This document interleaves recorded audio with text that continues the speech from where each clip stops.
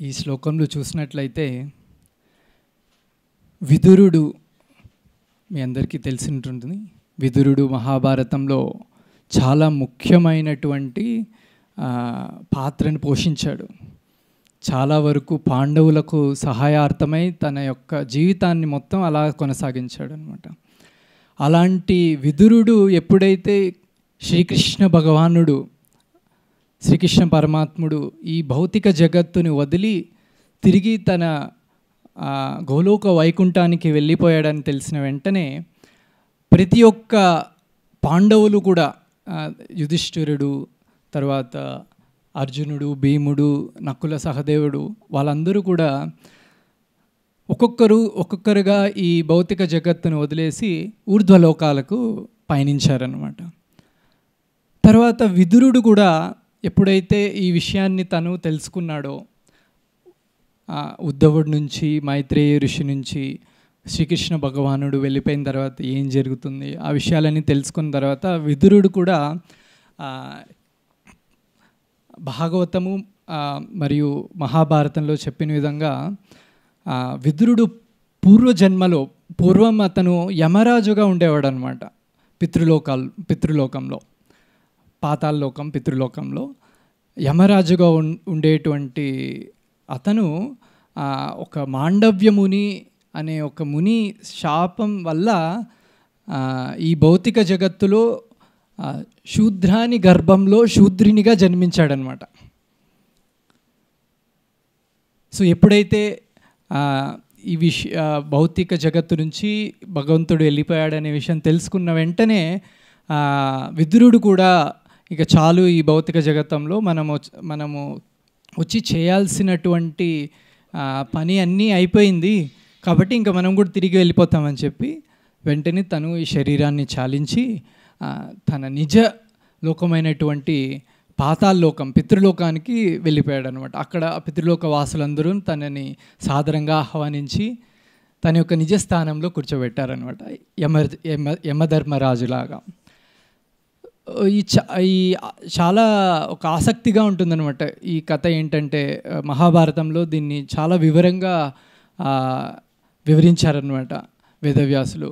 ఈ మాండవ్యముని ఏంటి, అతడు యమరాజుని ఎలా శపించాడు అనే విషయాన్ని.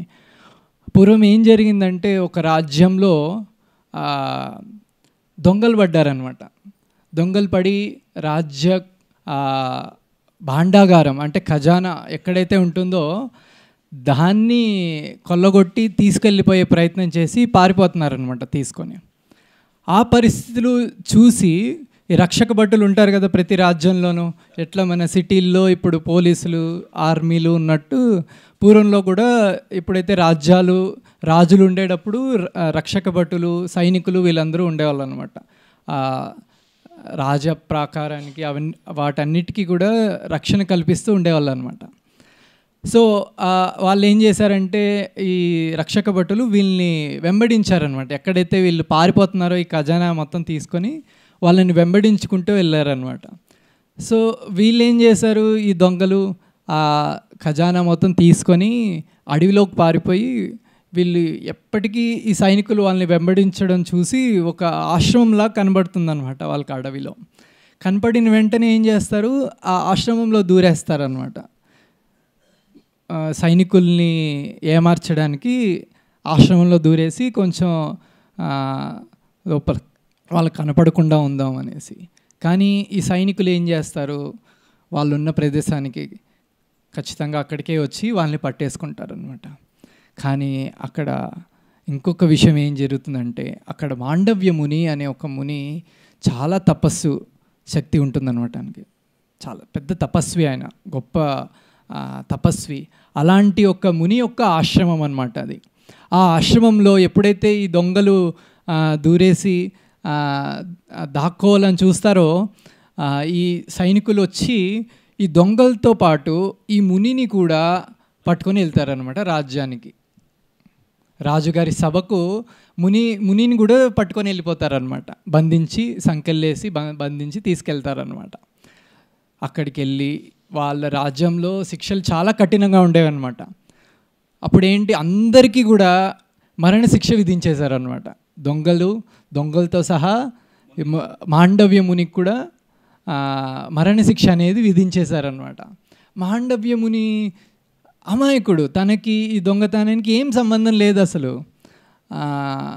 ఈ దొంగలు వచ్చి ఆయన ఆశ్రమంలో దూరడం ఏంటో, భటులు వచ్చి ఆయన్ని కూడా బంధించి తీసుకెళ్ళడం ఏంటో అతనికి అర్థం కాలేదన్నమాట. సో తర్వాత రాజుగారు, ఆ రాజ్యానికి ఉన్నటువంటి మహారాజు ఎవరైతే ఉంటారో అతని వరకు ఆ విషయం తెలుస్తుందన్నమాట. ఏంటి, ఇలా మాండవ్య ముని అనే ఒక గొప్ప ఋషి, గొప్ప మునిని అపార్థం చేసుకొని మన భటులు బంధించి తీసుకొచ్చేశారు అని ఒక విషయం మహారాజు గారికి తెలిసి ఆయన వెంటనే అక్కడికి వచ్చి మాండవ్య ముని పాదాల పైన పడి క్షమాభిక్ష కోరుతారనమాట. ఏ శిక్ష విధించారంటే, ఈ గుణపం ఉంటుంది కదా, గుణపం పైన పడేసి చంపేటువంటి ఒక శిక్ష వీళ్ళందరికీ, దొంగలు మాండవ్య మునికి విధించిండేదన్నమాట. గుణపం పైన పడేసి, గుణపము అంటే చాలా షార్ప్గా ఉంటుంది కదా దాన్ని, సో పైనుంచి ఇట్లా గుచ్చి చంపేటువంటి ఒక శిక్ష విధించారనమాట. సో ఎప్పుడైతే మహారాజ్ గారికి తెలుస్తుందో విషయమో చాలా బాధపడి, ఎందుకంటే ఇలాంటి ఒక అపార్థపు ఇట్లా ఒక ఏం చెప్పాలి, ఇలాంటి ఒక ఇన్నోసెంట్ తను ఇలాంటి ఒక దొంగతనంలో పాల్గొన్నటువంటి ఒక మునికి ఇలాంటి ఒక శిక్ష విధించడం చాలా తన రాజ్య కీర్తికి కూడా అప్రతిష్ట తీసుకొస్తుందని ఒక చాలా బాధపడేవాడు అనమాట. బాధపడి పాదాల పైన పడి క్షమాభిక్ష కోరుతాడనమాట. అప్పుడు సరే ముని ఏం చేస్తారంటే, సరే పర్లేదులే, జరిగిపోయింది అనేసి. కానీ ఆ మునికి ఏంటంటే, మాండవ్య మునికి ఒక సందేహం ఉండిపోతుంది అనమాట. నాకెందుకు ఇలాంటి ఒక శిక్ష పడే ఒక పరిస్థితి ఎందుకు వచ్చింది అనేసి, ఇలాంటి ఒక శిక్ష పడే పరిస్థితి నాకు ఎందుకు వచ్చింది అనే ఒక సందేహం ఉంటుందన్నమాట. సో ఆయన గొప్ప ఋషి ముని తపస్సు చేస్తాడు కాబట్టి ఆయనకి విషయం తెలిసి, ఏంటి, ఈ భౌతిక జగత్తులో జీవులందరికీ శిక్ష పడేది యమరాజు ద్వారా. వాళ్ళే ప్రతి ఒక్క జీవుల యొక్క పుణ్యాన్ని పాపాన్ని సాక్షిగా ఉంటారనమాట. ప్రతి ఒక్క దాన్ని వాళ్ళు నోట్ చేసుకుంటూ సాక్షిభూతంగా ఉంటారనమాట. ప్రతి ఒక్క మనం చిత్రగుప్తుడు, సో ప్రతి ఒక్క పాపాన్ని పుణ్యాన్ని మనం చేసే ప్రతి ఒక్క కర్మని వాళ్ళు నోట్ చేసి పెట్టుకుంటుంటారనమాట. సో అప్పుడు ఏం జరుగుతుంది, వెంటనే మాండవ్య ముని ఏమనుకుంటారంటే, ఇప్పుడు యముడి దగ్గరికి వెళ్ళి అడగాల్సిందే మనం, ఎందుకంటే ఆయనే నాకు ఇలాంటి ఒక పరిస్థితిని తీసుకొచ్చారు అని ఒక సందేహంతో వెంటనే పితృలోకానికి అంటే పాతాళ లోకానికి వెళ్తారనమాట. ఎక్కడైతే యమధర్మరాజు ఉంటారో అక్కడికి వెళ్ళడానికి ప్రయత్నిస్తారనమాట. అక్కడికి వెళ్తాడు. వెళ్ళిన తర్వాత యమధర్మరాజుని కలిసి ఇలా తన సందేహాన్ని వ్యక్తపరుస్తారనమాట. యమ, ఏంటిది, ఎందుకు ఇలా జరిగింది, నేనేదో నా పాటికి నేను తపస్సు చేసుకుంటూ నా ఆశ్రమంలో ఉంటే ఈ భటులు రావడం ఏందో, నన్ను వాళ్ళు బంధించి తీసుకెళ్లడం ఏంటో, వాళ్ళు నాకు శిక్ష వేయడం ఏందో, మళ్ళీ మహారాజు వచ్చి నన్ను క్షమించండి అడగడం ఏంటి, ఎందుకు ఇలా జరిగింది అని సందేహాన్ని వ్యక్తపరుస్తాడనమాట. అప్పుడు యముడు ఒక ఆసక్తికరమైన విషయాన్ని చెప్తాడనమాట మాండవ్య మునికి. ఏంటి, మన ఏ యొక్క శిక్ష, ఏ యొక్క ఫలితం కూడా మనకు ఊరికే రాదనమాట. మన పూర్వ పుణ్య పాప ఫలితంగానే మనకి ఏదైనా మన జీవితంలో ఫలితంగా వస్తుందన్నమాట. సో ఆ విషయాన్ని మాండవ్య మునికి చెప్తూ, తన చిన్నతనంలో మాండవ్య ముని ఎప్పుడైతే బాలుడిగా ఉన్న సందర్భంలో, చిన్న వయసులో ఉన్నప్పుడు ఒక చీమని తీసుకొని ఒక చిన్న పుల్లలాగా, ఏదో పుల్ల కనబడితే అడవిలో ఆ పుల్ల పెట్టి ఆ చీమని దానిపైన గుర్చి చంపేస్తాడనమాట. మాండవ్య ముని తన బాల్యుడిగా ఉన్నప్పుడు, చిన్న వయసులో ఆ విషయాన్ని చెప్పినప్పుడు, నువ్వు మాండవ్య ముని, మీ సందేహాన్ని కరెక్టే, కాకపోతే మీరు చిన్నప్పుడు మీ బాల్యంలో ఉన్నప్పుడు మీరు ఇలా చేశారు, ఒక చిన్న చీమ అభం శుభం తెలియనటువంటి ఒక చీమ అలా వెళ్తుంటే దాన్ని తీసుకొని ఒక పుల్ల పెట్టి చంపేశావు నువ్వు, అందుకని నీకు ఇలా ఒక శిక్ష పడ్డానికి అర్హుడిగా అయ్యావు, కాకపోతే నీ యొక్క తపశక్తి వల్ల నీకు ఆ శిక్ష అమలు అనేది అవ్వలేదు అని చెప్పిన వెంటనే మాండవ్యమునికి చాలా కోపం వచ్చేస్తుంది అనమాట. ఎందుకు వస్తుంది కోపము? అరే చిన్న పిల్లాడు, తనకి ఏమీ తెలీదు. చిన్నపిల్లాడు వెళ్ళి మన ఇంట్లో కొవ్వొత్తి వెలిగించినప్పుడు వేలు పెట్టేస్తాడు. ఫ్యాన్ తిరుగుతుంది అనుకోండి, టేబుల్ ఫ్యాను, చేయి పెట్టడమో, లేకపోతే ఇంట్లో మనకు తెలుసు చిన్నపిల్లలు ఏం చేస్తారు, అమ్మ వంట చేసేటప్పుడు తెలియదు వేడిగా ఉంటుందనే విషయం తెలియదు చిన్నపిల్లలకి, తాకేస్తారు వెళ్ళి కాలుతుంది చెయ్యి. వాళ్ళకి తెలీదు ఏంటి ఇట్లా ఇట్లా దీన్ని తాకితే వేడి కాలుతుంది చెయ్యి అనే విషయం చిన్నపిల్లకి తెలీదు. సో అలాంటి ఒక చిన్నపిల్లాడు చేసినటువంటి పనికి నువ్వు ఇలాంటి ఒక గొప్ప పెద్ద శిక్ష వేయడం ఎంతవరకు సబబు అనేటువంటి ఒక ఉద్దేశంతో మాండవ్య మునికి చాలా కోపం వస్తుంది. శాపం వచ్చిన వెంటనే మనకు తెలిసిందే కదా, ఋషులు మునులకి ఎప్పుడైతే శాపం వస్తుందో వెంటనే తల కమండలు తీసుకొని ఇలా శపించేస్తారు. చాలా సినిమాల్లో కూడా చూసింటాం మనం. ఇలా వెంటనే ఎప్పుడైతే ఋషులు మునులు కోపం వస్తుందో వెంటనే వేసేస్తారు, ఇట్లా నీళ్ళు శాపం వేసేస్తారు. సో మాండవ్య ముని వెంటనే శపిచ్చేస్తాడు. ఇంత ఒక నువ్వు ఇలాంటి ఒక ధర్మ స్థానంలో ఉంటూ చిన్నపిల్లాడు చేసిన తప్పుకి ఇలాంటి ఒక పెద్ద శిక్ష వేస్తావా అనేసి ఒక కోపంతో వెంటనే ఏం చేస్తాడు, నువ్వు అని వచ్చే జన్మ నువ్వు శూద్రునిగా జన్మిస్తావు అనేటువంటి ఒక శాపాన్ని విధిచేస్తాడు అన్నమాట. యమధర్మరాజు గొప్ప భక్తుడు, కృష్ణ భక్తుడు అనమాట. కృష్ణ భక్తుడు అంటే భాగవతము మహాభారతంలో చాలా వివరంగా ఈ విషయాలన్నీ వర్ణించారనమాట.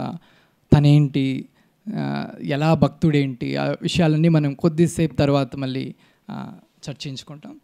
సో వెంటనే ఇలా ఎప్పుడైతే శపిస్తాడో తన యొక్క వినమ్రతతో వినయంతో యమధర్మరాజు స్వీకరిస్తారనమాట. సరే జరిగింది జరిగిపోయింది, మునులు ఋషులు శాపం శపించారంటే అదేదో నా మంచికి, నాకేదో నేనేదో తప్పు చేసింటేనే ఇలాంటివన్నీ జరుగుతాయనే ఒక అంగీకారంతో వెంటనే వినయంతో దాన్ని స్వీకరించేస్తాడనమాట.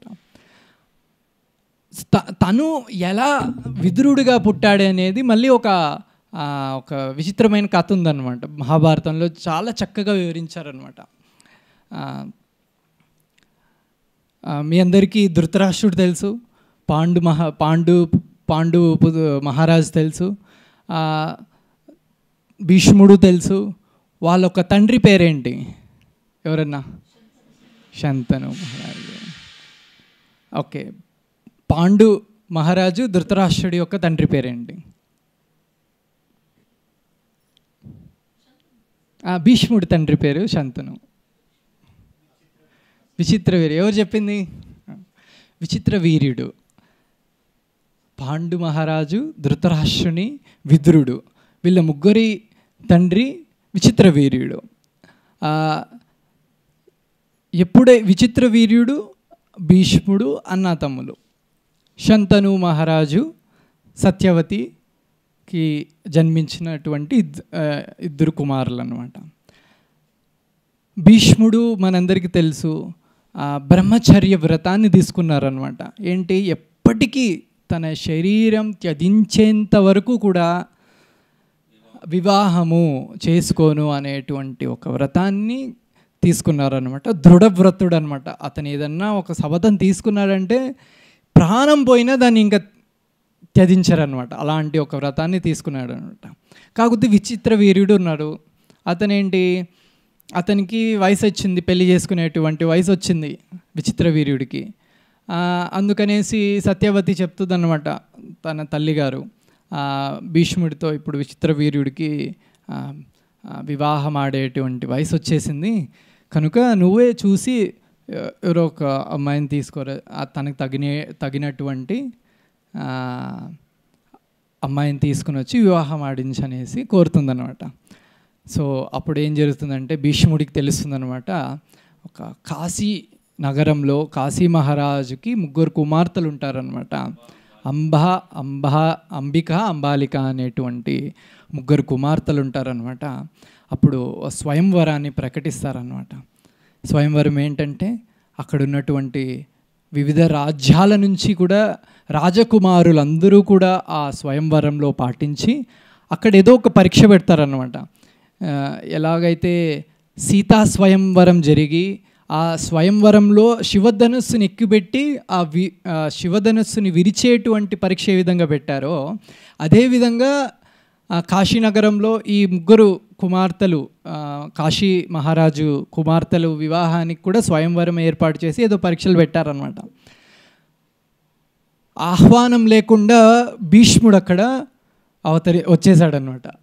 అతను ఆహ్వానం లేదు, ఏం లేదు, అక్కడికి వచ్చేసి ముగ్గురు కుమార్తెలు నాకు ఇచ్చేసి నేను తీసుకెళ్ళాలి అనేసి అక్కడికి వచ్చేస్తాడనమాట. అప్పుడు మిగిలినటువంటి అక్కడ హాజరైనటువంటి రాజకుమారులు ఉంటారు కదా, వివిధ రాజ్యాల నుంచి వచ్చిన రాజకుమారులందరూ, వాళ్ళందరి కోపం వస్తున్నాడు. ఏంటి భీష్ముడు అయితే ఇట్లా నేరుగా ఇలా వచ్చేసి నాకు ఇచ్చేసేయండి తీసుకెళ్ళిపోతానంటే సబబేనా ఇది, మాతో యుద్ధం చేయాల్సిందే అనేసి అంటాడనమాట. భీష్ముడు చాలా శక్తివంతుడు అనమాట. ఎవ్వరూ భీష్మునికి ఎదురుగా నిలిచి జయించేటువంటి పరిస్థితే లేదనమాట. అంతటి శక్తివంతుడు, అంతటి ఈ యొక్క యుద్ధ విద్యలలో ఆరితేరినటువంటి వ్యక్తి అనమాట భీష్ముడు. అలాంటి వ్యక్తితో ఎవరైనా ఎదురుగా నిలిచి పోరాడి గెలిచే పరిస్థితి అనేది ఎవ్వరికీ లేదనమాట. అయినా ఏంటి, సామంతుల రాజులందరూ, మిగిలిన రాజకుమారులు అందరూ ఏం చేస్తారు, మనం అందరూ కలిసిపోదాము, మనందరూ కలిసి ఇలా యుద్ధం చేద్దాం ఒకరిని, అంటే నేను ఒక్కడే వెళ్ళాను అనుకో ఓడిపోతాను చాలా సులువుగా, అదే మనం అందరూ కలిసి వెళ్ళామనుకోండి తనని గెలిచేటువంటి పరిస్థితి ఉంటుంది. ఏ విధంగా మనము ఈరోజు చూసుకున్నట్లయితే మన రాజకీయాలలో కూడా ఇలాగే జరుగుతుంటుంది. ఎప్పుడైతే ఒక శక్తివంతమైనటువంటి వ్యక్తో లేకపోతే ఒక రాజకీయ పార్టీనో ఏదో చాలా శక్తిగా ఉన్నాడు అనుకోండి, మిగిలిన వాళ్ళందరూ ఒంటరిగా వెళ్తే మనం వాళ్ళని ఓడించలేము అని చెప్పేసి అందరూ జతగట్టి వాళ్ళ పైన పోరాటానికి సిద్ధమవుతారనమాట. సో ఆ విధంగా ఈ రాజకుమారులందరూ మనమంతా ఒక జతగట్టేసి యుద్ధం చేద్దామనేసి భీష్ముడి పైకి వెళ్తారనమాట. కానీ భీష్ముడు ఒంటి చేత అందరినీ చంపేస్తాడనమాట, అందరినీ ఓడిచేసి అంబిక, అంబాలికని ముగ్గురిని కూడా పట్టుకొని తన యొక్క రథంలో పెట్టేసుకొని తీసుకెళ్ళిపోతుంటాడనమాట. అప్పుడు ఈ ఎవరైతే ఉన్నారో ముగ్గురులో ఆమె పెద్ద కుమార్తె అనమాట, కాశీరాజు యొక్క పెద్ద కుమార్తె, మిగిలిన వాళ్ళు రెండో కుమార్తె, మూడవ కుమార్తె అనమాట. ఈ మొదటి కుమార్తె అయినటువంటి ఏం చేస్తుందంటే భీష్ముడిని వేడుకుంటుందనమాట. ఏంటి, నా మనస్సు నేను ఆల్రెడీ ఎవరికో ఇచ్చేసాను, నన్ను వదిలేసి వీళ్ళిద్దరిని కావాలంటే నన్ను మాత్రం వదిలేసి వేరే ఒక రాజుని నేను ఆల్రెడీ ప్రేమించాను. మేబీ ఈ అనేటి ఈ తరం అమ్మాయిగా ఉండొచ్చు, ఈ తరం అమ్మాయిలే ఇలాంటి అని ఎప్పుడైతే పెద్దవాళ్ళు ఇలా సంబంధాలు తీసుకొస్తారో వాళ్ళ యొక్క అభిప్రాయాన్ని వ్యక్తపరుస్తుంటారనమాట. ఈ కూడా అలాంటి ఒక మనస్తత్వం కలిగినటువంటి అమ్మాయి. నేను ఒక రాజకుమారుడికి మనసు ఇచ్చేసాను, నన్ను దయచేసి వదిలేసి రథం నుంచి దింపేసి నేను అక్కడికి వెళ్ళిపోతాను, నేను వేరే ఎవరిని నేను పెళ్లి చేసుకునే పరిస్థితి లేదనేసి చెప్తున్నాను అనమాట. కాకపోతే ఈ భీష్ముడు ఆ తొందరలో తీసుకెళ్ళిపోవాలి, మిగిలిన రాజులంతా యుద్ధానికి వస్తున్నారనే ఒక తొందరలో తీసుకెళ్ళిపోతాడు అనమాట. ముగ్గురిని కూడా అంబిక ముగ్గురిని కూడా తీసుకెళ్ళిపోతాడు తన యొక్క హస్తినాపురానికి, రాజ్యానికి తీసుకెళ్ళిపోయి విచిత్ర వీరుడి దగ్గరికి అప్పగిచ్చేస్తారంట. నీకోసం తీసుకొచ్చాను ఈ ముగ్గురు అమ్మాయిలని, పెళ్లి చేసుకో అనేసి చెప్తాడనమాట. అప్పుడు ఈ అమ్మాయి ఏం చేస్తుంది, విచిత్ర వీరుడి దగ్గరికి వెళ్ళి అదే విషయాన్ని మళ్ళీ వ్యక్తపరుస్తుంది అనమాట. నా మనసు నేను ఆల్రెడీ ఎవరికో ఇచ్చేసాను, నేను అతన్నే పెళ్లి చేసుకుంటాను, ఎవరిని చేసుకోలేను అనేసి చెప్తుందనమాట. అప్పుడు విచిత్ర వీరుడు, ఓ అవునా, అదా సంగతి, ఇప్పుడు నువ్వు వేరే వాళ్ళకి ఎవరు మనసులో పెట్టుకొని నన్ను పెళ్లి చేసుకుంటానంటే నేను కూడా ఒప్పుకోను, కాబట్టి నువ్వు వెళ్ళిపోయి ఇక్కడ నుంచి నేను కూడా పెళ్లి చేసుకోను అని చెప్పి పంపించేస్తాడు అనమాట అక్కడ నుంచి. ఇప్పుడు వెంటనే అమ్మాయి ఏం చేస్తుంది, అక్కడ ఎవరినైతే ప్రేమించిందో ఆ రాజు దగ్గరికి వెళ్తుందనమాట. ఆ రాజు దగ్గరికి వెళ్ళి నేను వచ్చేసాను, భీష్ముడితో పోరాడి విచిత్ర వీరుడికి చెప్పేసి ఇక్కడికి వచ్చేసాను, నన్ను పెళ్లి చేసుకో అంటుందన్నమాట. అప్పుడు ఆ రాజు ఏం చెప్తాడంటే, యుద్ధంలో భీష్ముడు నన్ను ఓడించేశాడు కాబట్టి ఇది నాకు మరణశిక్షతో సమానం. నీ గురించి పోరాడి ఓడిపోయాను కాబట్టి నేను నిన్ను వివాహం ఆడలేను, నువ్వు ఎక్కడికన్నా వెళ్ళు, నేను నిన్నైతే పెళ్లి చేసుకోలేను అని చెప్తాడనమాట. వెంటనే ఈ అమ్మకి పెద్ద షాక్. ఏంటి, భీష్ముడితో పోరాడి విచిత్రవీర్యుని ఒప్పించి ఇక్కడికి వచ్చాను ఈ రాజుని పెళ్లి చేసుకోవాలనేసి, కానీ ఈ రాజు ఏమంటున్నాడు, నేను పెళ్లి చేసుకోను అనేస్తున్నాడు. ఎందుకు, ఓడిపోయాను భీష్ముడి చేతిలో అనేసి. అక్కడికి మళ్ళీ విచిత్రవీర్యుడి దగ్గరికి వెళ్తే నేను పెళ్లి చేసుకొని అంటాడు. ఎందుకు, నువ్వు ఆల్రెడీ ఎవరినో ప్రేమించావు కదా, నిన్ను నేను పెళ్ళాడలేను, పెళ్లి చేసుకున్న తర్వాత నీ మనసులో అతనే ఉంటాడు, నేను ఎందుకు పెళ్లి చేసుకోవాలి అనే ఒక ఆలోచనతో అతను నేను చేసుకొని అంటాడు అనమాట. మళ్ళీ వీటికి అన్నిటికీ కారణం భీష్ముడే కదా అనేసి భీష్ముడి దగ్గరికి వెళ్ళి చెప్తుంది అనమాట. నీ వల్లే ఇవన్నీ జరిగింది, ఇప్పుడు విచిత్రవీర్యుడు పెళ్లి చేసుకొని అంటున్నాడు, ఆ రాజకుమారుడు ఎవరినైతే నేను ప్రేమించానో అతను నన్ను చేసుకొని అంటున్నాడు, నువ్వు చేసుకొని అని అంటుంది అనమాట. భీష్ముడు అంటాడు, నేను బ్రహ్మచర్య వ్రతాన్ని తీసేసుకున్నాను, ఎట్టి పరిస్థితుల్లో కూడా నేను ఈ వ్రతాన్ని భంగం చేయలేను, కాబట్టి జరిగిన దానికి అన్నిటికీ నా యొక్క క్షమాపణ, నన్ను వదిలేసే నేను చేసుకోలేను అని చెప్తాడనమాట. సో చాలా కోపం వచ్చేస్తుంది అనమాట ఈ అంబాకి. ఏంటి, భీష్ముడి వల్లనే తనకి ఇలాంటి ఒక పరిస్థితి వచ్చిందనేసి వెంటనే ఏం చేస్తుంది, అక్కడి నుంచి తనని తిట్టుకుంటూ శపిస్తూ హస్తినాపురాన్ని వదిలేసి బయటికి వెళ్తుందనమాట. వివిధ రాజ్యాలకు వెళ్ళి వివిధ రాజుల దగ్గరికి వెళ్ళి అడుగుతుందనమాట, ఇలాగ భీష్ముడి పైన యుద్ధం చేయాలి, భీష్ముడిని ఓడించాలి అనేసి. ఎవ్వరు కూడా ముందుకు రారు. ఎందుకు, అందరికీ తెలుసు భీష్ముడు ఎంతటి శక్తిశాలి అనేసి. ఎవ్వరూ మళ్ళీ పెద్ద తపస్సు చేస్తుంది, ఒక వరమాల కార్తికేయుడు వచ్చి మళ్ళీ ఒక వరమాల ఇస్తాడనమాట. నువ్వు ఎవరికైతే ఈ వరమాల వేస్తావో వాళ్ళు భీష్ముడిని ఓడించేటువంటి పరిస్థితి నెలకొందని చెప్తాడనమాట. కానీ ఎవ్వరూ రారు, నువ్వు ఎంత వరమాలు ఇచ్చినా మాకు భయంగా ఉంది, భీష్ముడు చాలా శక్తిశాలి అని చెప్పేసి. వెంటనే ఏం చేస్తుందంటే ఒక ద్రుపద దేశానికి వెళ్ళి అక్కడ కూడా ప్రయత్నిస్తున్నమాట. అక్కడ కూడా ఎవరు లేరని ఆ రాజ్య ప్రాకారానికి ఆ వరమాలను తగిలిచ్చేసి అడవికి వెళ్ళి తను శరీరాన్ని వదిలేస్తుంది అనమాట భీష్ముడి పైన కోపంతో. తర్వాత మనందరికీ తెలుసు ఎలా తను శిఖండిగా మరుజన్మలో పుట్టి ఈ విధంగా భీష్ముడి యొక్క మరణానికి కారణమైందనే విషయం మళ్ళీ వివరంగా మహాభారతంలో చెప్పి ఉంటుందన్నమాట. సో ఎప్పుడైతే ఈ అంబ చనిపోయింది, విచిత్రవీర్యుడు అంబాలికని వివాహం ఆడతాడనమాట. వివాహం ఆడిన కొద్ది రోజులకే విచిత్రవీర్యుడు మరణిస్తాడు. తను కూడా ఏదో ఒక శరీరం సహకరించక ఏదో వ్యాధులతో చనిపోతాడనమాట. చనిపోయిన తర్వాత ఇప్పుడు భీష్ముడు పెళ్లి చేసుకోలేదు, భీష్ముడు పెళ్లి చేసుకోకపోతే తనకు సంతానం అనేది లేదు. విచిత్రవీర్యుడు సంతానానికి పొందక ముందే చనిపోయాడు. ఇప్పుడు రాజ్యాన్ని ఎవరు చూసుకుంటారు, వచ్చే తరం వాళ్ళు రాజులు లేరుగా తన వంశం నుంచి అనేటువంటి పెద్ద దిగులతో భీష్ముడు, సత్యవతి వీళ్ళందరూ ఉంటారనమాట. అప్పుడు సత్యవతి వేదవ్యాసుడు ఎవరైతే మహాభారతాన్ని, వేదాల్ని, ఉపనిషత్తుల్ని, పురాణాలని మనకు అందించాడో తను కూడా సత్యవతి యొక్క కుమారుడే వేదవ్యాసుడు. తనను పిలిపించి నీ ద్వారా ఈ అంబాలికకి పుత్ర సంతానాన్ని కలిగించు అనేటువంటి ఒక రిక్వెస్ట్ని తన ముందు పెడుతుంది అనమాట. వేదవ్యాసుడు మన అందరికీ తెలుసు, అతను ఒక గొప్ప ప్రభుపాదులు అంటారు, అతను literary incarnation of supreme personality of God head అంటారు. అంటే ఏంటి లిటరరీ అంటే వేద వాంగ్మయాల యొక్క అవతారం అనమాట అతను, వేదవ్యాసుడు అనే అతను ఎలా ఉంటుందంటే తను పర్సనాలిటీ, తన యొక్క పర్సనాలిటీ ఎలా ఉంటుందంటే వ్యక్తిత్వం చూడ్డానికి ఏదో చిరిగిపోయినటువంటి బట్టలు, ఏదో మనమైతే అందరూ స్నానాలు రోజు చేయడము, ఏదో మొహానికి నీట్గా తలదూకోవడం ఇవన్నీ చేస్తాము. వేదవ్యాసుడు ఈయన ఋషి, అడవిలో ఉండే వ్యక్తి, హిమాలయాల్లో ఉండే వ్యక్తి, ఇవన్నీ శరీరాన్ని సరిగ్గా చూసుకోడు అనమాట. వాళ్ళంతా ఋషులు మునులంతా చూడ్డానికి అంత అందంగా కనబడరు అనమాట. సో వేదవ్యాసుడు ఒప్పుకుంటాడనమాట. సరే నేను వచ్చి వాళ్ళిద్దరికీ సంతానాన్ని కలిగిస్తాననేసి ఒప్పుకుంటాడు. ఒప్పుకున్న తర్వాత హస్తినాపురానికి వచ్చి ఒక గదిలో ఉండి వీళ్ళని ఒక్కొక్కరిగా రమ్మని చెప్తాడనమాట, అంబిక అంబాలిక అని.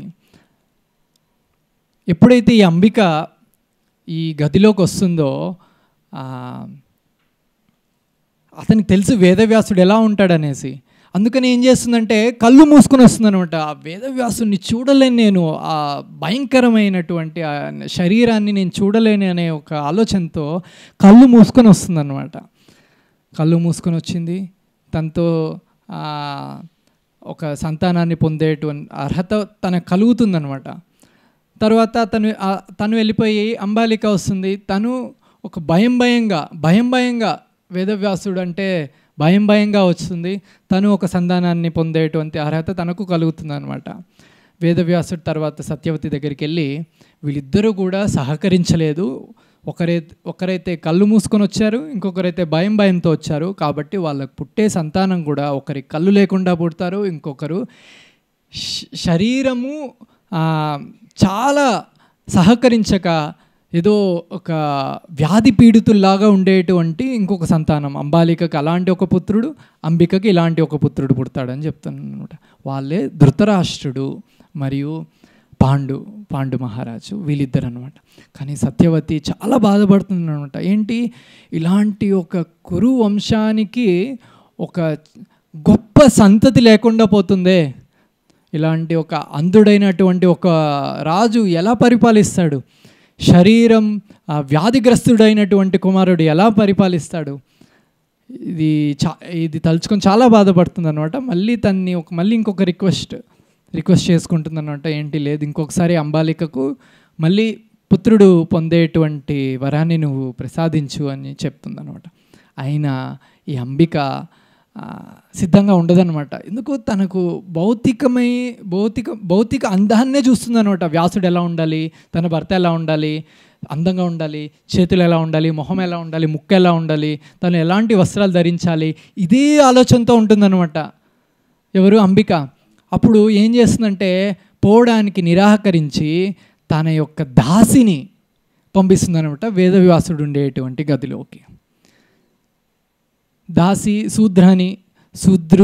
శూద్ర కుటుంబంలో పుట్టి, శూద్రుడు అంటే ఏంటి, మన ఈరోజు ఉన్నటువంటి ఈ ఏదైతే ఉన్నాయో వర్ణాలు 4 వర్ణాలు ఏదైతే ఉన్నాయో ఈరోజు అండర్స్టాండింగ్ కాదనమాట. మనకేంటి ఈరోజు బై బర్త్ పుట్టుకతో నువ్వు ఈ జాతికి సంబంధించిన వాడివి, నువ్వు ఈ కులానికి సంబంధించిన వాడివి. వాళ్ళ యొక్క మానసిక పరిస్థితితో సంబంధం లేదు, వాళ్ళ యొక్క ఆధ్యాత్మిక స్థితితో సంబంధం లేదనమాట.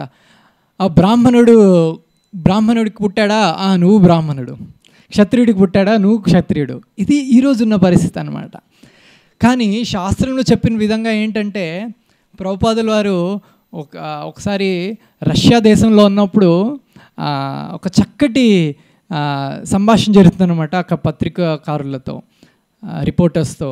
వాళ్ళు వచ్చి అడుగుతారనమాట, ఏంటి మీరు ఈ క్యాస్ట్ సిస్టమ్ అంటే జాతి మతాలని ప్రోత్సహించేటువంటి ఒక సంగతులు మీ యొక్క కృష్ణ కాన్షియస్ మూమెంట్లో ఉన్నాయి, దీని గురించి మీరు ఏం చెప్పాలి, బ్రాహ్మణులు అంటున్నారు హై క్లాస్ అంటున్నారు, మళ్ళీ శూద్రులు అంటున్నారు లో క్లాస్ అంటున్నారు. అంటే అప్పుడు ప్రభుపాదుల వారు అంటారనమాట, సరే మీ దేశంలో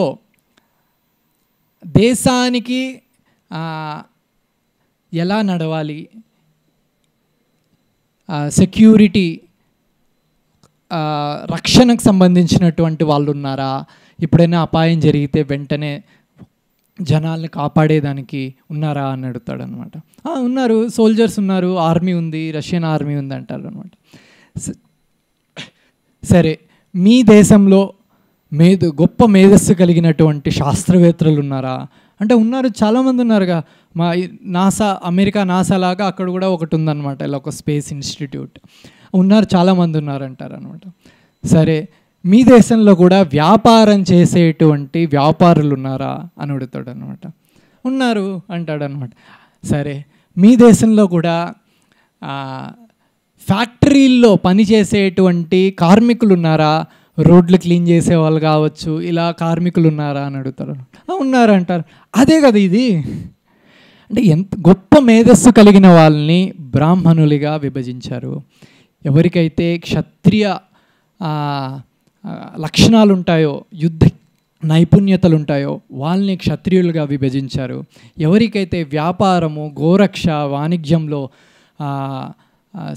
లక్షణాలు ఉన్నాయో వాళ్ళని వైశ్యులుగా విభజించారు. ఈ మూడు లేక కార్మికులుగా చెప్పిన పని చేసేవాళ్ళు వాళ్ళే ఎవరైతే ఉన్నారో వాళ్ళని శూద్రులుగా విభజించారనమాట. ఇది వర్ణాశ్రమం. వైదికంలో ఈ విధంగా విభజించారనమాట. ఆధునిక ప్రపంచంలో ఎట్లా మనం కులము ఇవన్నీ అంటే పుట్టిన బ్రాహ్మణుడికి పుడితే బ్రాహ్మణుడు, ఒక బిజినెస్ మ్యాన్కి పుడితే బిజినెస్ మ్యాన్, డాక్టర్కి పుడితే డాక్టర్, ఆ విధంగా ఒక మైండ్ సెట్ ఉంటుందన్నమాట. దానికి విభిన్నంగా మన శాస్త్రంలో ఈ విధంగా విభజించబడింది అనమాట. ఈ శూద్రాన్ని ఎవరైతే ఉన్నారో అంబికా దాసి, ఆమె ఒక శూద్ర కుటుంబానికి చెందినటువంటిది. సో ఎప్పుడైతే ఆమె వేదవ్యాసుడితో సంభోగం చేస్తుందో అప్పుడు తనకు ఒక పుత్రుడు జన్మిస్తాడనమాట. అతడే విదురుడు. కానీ వేదవ్యాసుడు తనని ఆశీర్వదించే వెళ్తాడనమాట. ఏంటి, తనకి శూద్రానికి పుట్టినటువంటి వాడైనా కూడా గొప్ప మేధస్సును కలిగి ఉంటాడు, గొప్ప చాకచక్యమైనటువంటి మేధస్సు, గొప్ప లక్షణాలు, కృష్ణ భక్తి ఇవన్నీ కలిగి ఉంటాడు అని ఆశీర్వదించి వెళ్తాడనమాట అక్కడి నుంచి. సో అది విదురుడి యొక్క పుట్టుకకు కారణం. రెండు విషయాలు ఏం తెలుసుకున్నాము? ఒకటి, పూర్వజన్మలో యముడిగా ఉండి తను ఎలా విదురుడిగా పుట్టాడు అనే ఈ రెండు విషయాల్ని మనం తెలుసుకున్నాం అనమాట. ఇప్పుడు విదురుడు ఎలా పుట్టాడు ఇవన్నీ మనం తెలుసుకున్నాము. తర్వాత విదురుడు ఏం చేశాడు? విదురుడు మహాభారతంలో చూసుకున్నట్లయితే చాలా గొప్ప సందర్భాల్లో, ఎంతటి అవసరమైన సందర్భాల్లో పాండవులకు ఎప్పుడూ కూడా సలహాదారుడిగా ఉండేవాడు అనమాట. ఎటువంటి క్లిష్ట పరిస్థితుల్లో పాండవులు ఉన్నా కూడా విదురుడు నేనున్నాను, నేను మీకు సహాయం చేస్తాను, సలహాలు ఇస్తాను అనేటువంటి ఆలోచనతో ఎప్పుడు ఉండేవాడు అనమాట.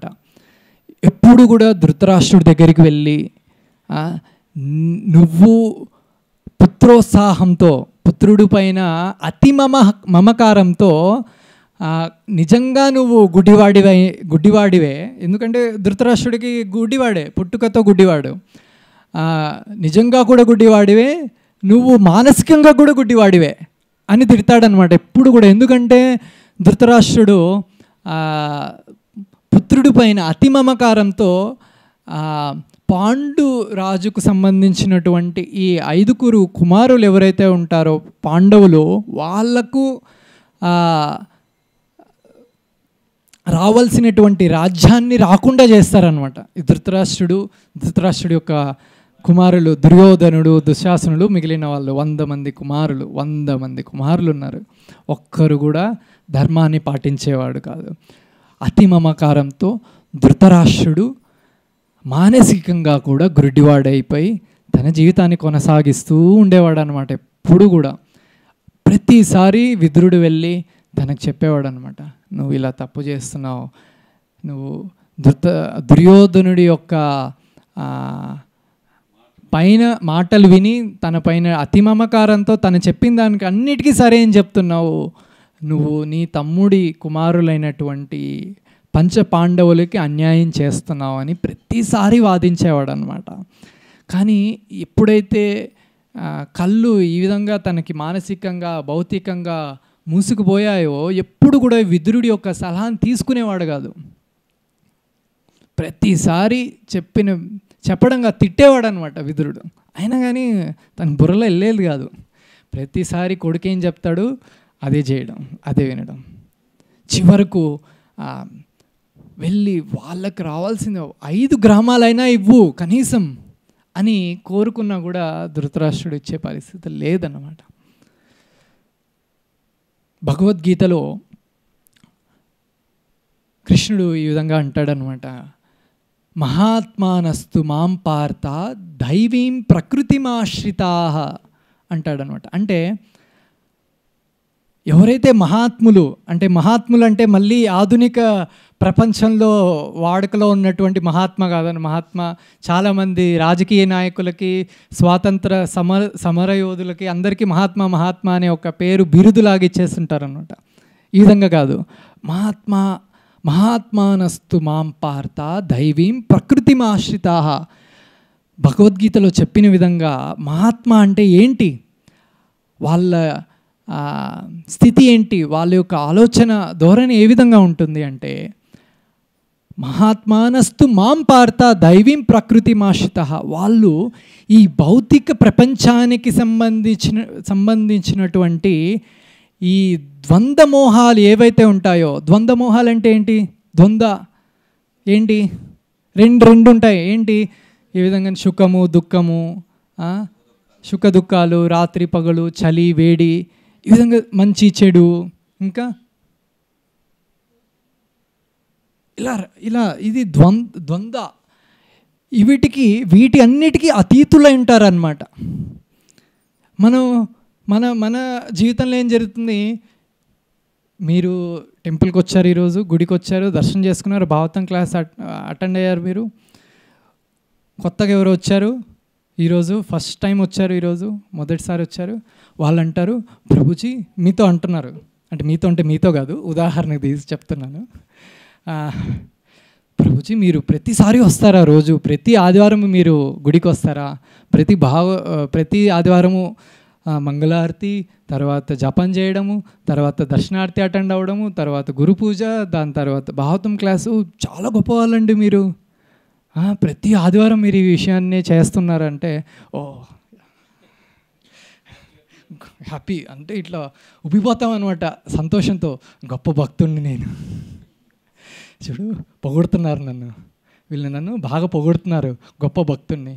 అదే ఎవరైనా టెంపుల్ డివోటీ వచ్చి, ఏంటి నువ్వు సరిగ్గా అటెండ్ అయితే కదా క్లాసులు, సరిగ్గా రాలేదేంటి, మంగళారతికి వచ్చావు, తర్వాత కొంతసేపు ఉండి చాంటింగ్ టైంలో వెళ్ళిపోయావు అని అడిగితే, ఓ ప్రభు తిట్టేశారు నన్ను, అలా అడిగారనుకో ఎవరన్నా వచ్చి, మనకు మళ్ళీ బాధ వస్తుంది, ప్రభు ఎలా అడుగుతారు నన్ను, నా అంతటి వాణ్ణి నేను, ఎలా అడుగుతారు నన్ను అని వస్తుందన్నమాట.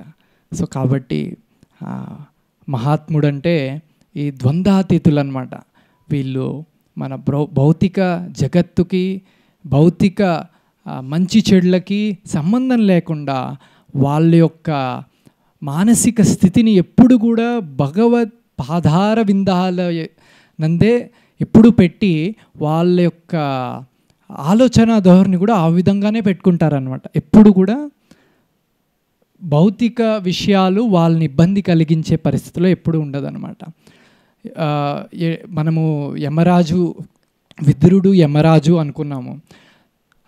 ఇప్పుడు ఇంకొక గొప్ప శ్లోకం ఉంది మహాభారతంలో, ఏంటంటే తర్కో అప్రతిష్ట శృతయో విభిన్న నాశా ఋషిర్యస్య మతం న భిన్నం ధర్మస్య తత్వం నిహితం గుహాయాం మహాజన ఏన గతస్స పంతః అని మహాభారతంలో గొప్ప శ్లోకం ఉందన్నమాట. అంటే ఏ విధంగా ఈరోజు చూసుకున్నట్లయితే చాలా ఆధ్యాత్మికంగా ఇప్పుడు చూసుకున్నట్లయితే స్పిరిచువలిస్ట్ స్వామీజీలు, బాబాజీలు రకరకాలుగా అయిపోయారు. ప్రతి ఒక్కరూ వేరే ఒక్కరికి సంబంధం ఉండదన్నమాట. ఒకరు చెప్పే విషయాన్ని ఇంకొకరు భిన్నంగా చెప్తారనమాట. ఓ వాళ్ళు చెప్పిన తప్పు, ఇదే కరెక్ట్. మహాభారతంలో యుధిష్ఠిరుడు ముందే చెప్పేశారనమాట. ఏంటి, తర్కో అప్రతిష్ట శృతయో విభిన్న నాశా ఋషిర్యస్య మతం న భిన్నం. ఎప్పుడు నేను గొప్ప విద్వాంసుణ్ణి అని ఎప్పుడు చెప్పగలుగుతాను, వేరే విద్వాంసుడికి ఎప్పుడైతే భిన్నంగా నా యొక్క తత్వాన్ని నేను ప్రదర్శిస్తానో అప్పుడే నేను గొప్ప విద్వాంసునిగా ప్రజలు స్వీకరిస్తారు అనే ఒక మనోభావాన్ని ప్రస్తుతం ఉన్న లోకంలో జనాలు అనుకుంటుంటారన్నమాట. సో కానీ యుధిష్ఠిరుడు చెప్తున్నాడు అనమాట, ధర్మస్య తత్వం నిహితం గుహాయ.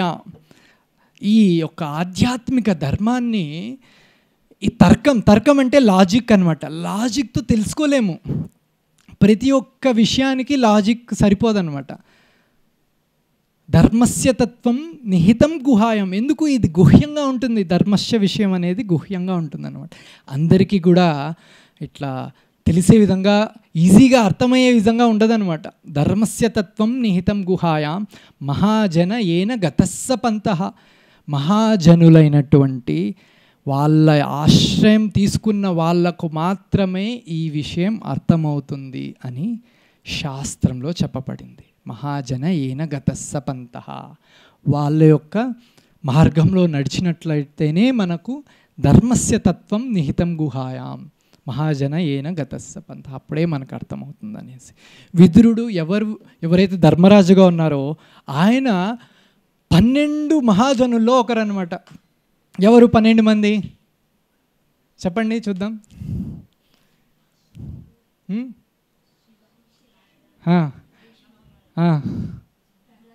ప్రహ్లాద్ మహారాజ్, బలి మహారాజు, జనక మహారాజు, కుమారులు సనాతన సనత్ కుమారులు 4. 12 మంది ఉన్నారన్నమాట మహాజనులు. వాళ్ళ ద్వారా స్వీకరించినటువంటి తత్వం ఏదైతే ఉంటుందో అదే భాగవత ధర్మం అని శాస్త్రంలో చెప్పబడింది. శ్రీమద్ భాగవతంలో కూడా చెప్పబడింది అన్నమాట. స్వయంభూ నారద శంభు, కుమార కపిలో మనుహు, ప్రహ్లాద జనకో భీష్మ, బలి వయాశకి వయం.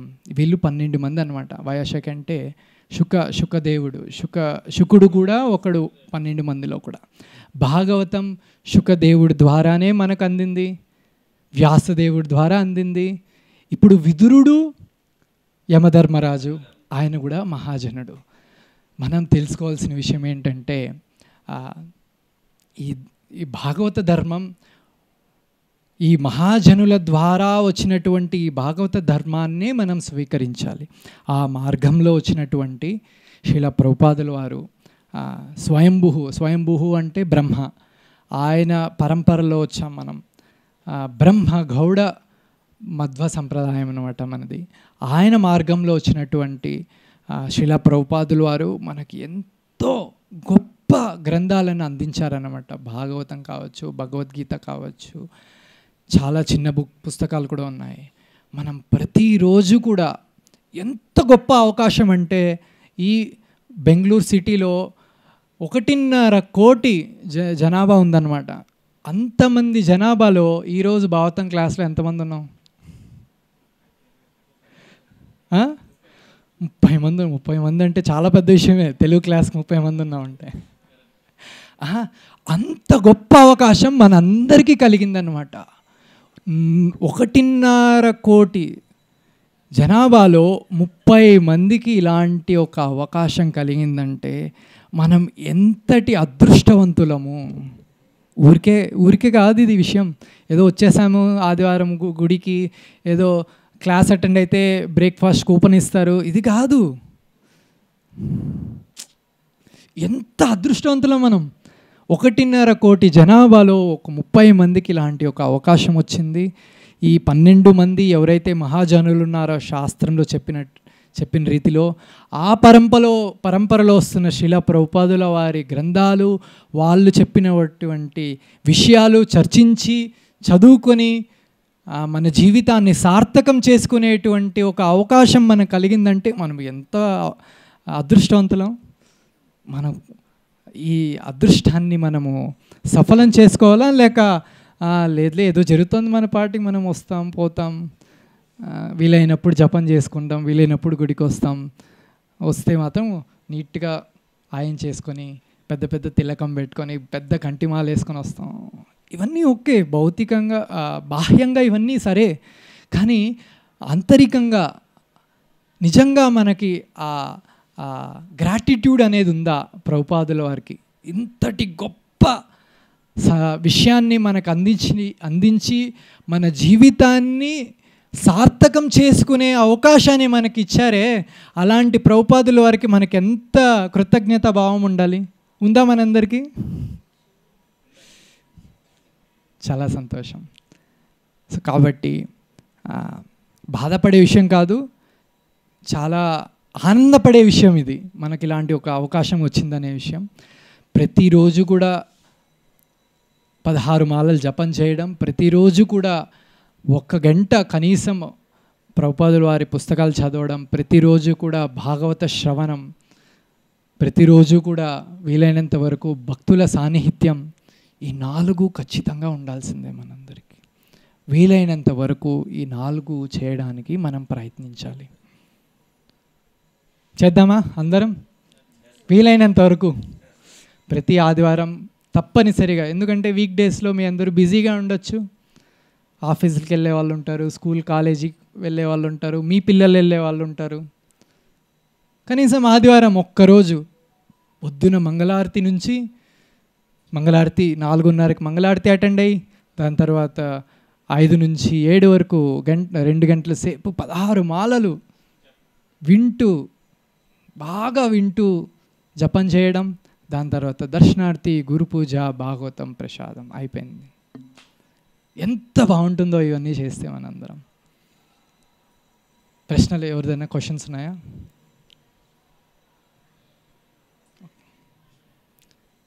श्रीमद् भागवतम की जय, जगत गुरु श्रीला प्रभुपाद की जय.